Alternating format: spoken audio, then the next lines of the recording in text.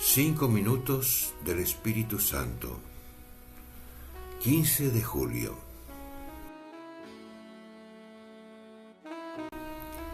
Cuando uno ha sido tocado por el Espíritu Santo, puede vivir algunas experiencias gratis, sin estar pendientes de uno mismo.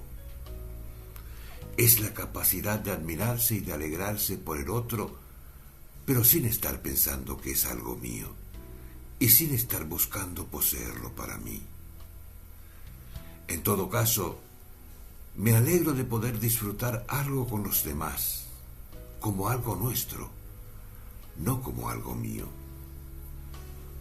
Amo a Dios porque es un bien, no porque es mío. Y aun cuando lo percibo como bueno para mí, en realidad, el mismo impulso del amor me lleva a buscarlo como un bien para nosotros. Esta renuncia a ser el único, producida por el Espíritu Santo, es una forma de comprobar que realmente hemos salido de nosotros mismos.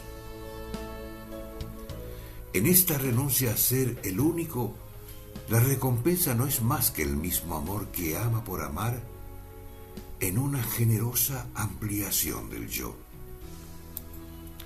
En este sentido debe entenderse la exhortación paulina a que cada uno no busque su propio interés, sino el de los demás, en el mismo contexto en que sostiene: si un alimento causa tropiezo a mi hermano, nunca jamás comeré carne. Esta expresión, que nadie busque su propio interés, aparece también en Filipenses 2:4, donde el modelo que se presenta inmediatamente es el de Cristo, que se despojó a sí mismo.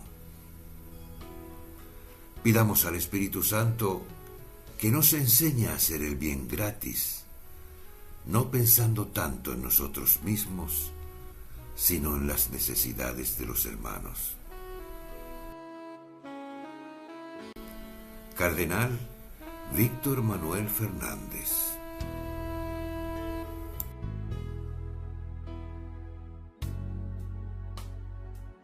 ¿Te gustó el video? Danos un like, un dedito hacia arriba, porque te gustó.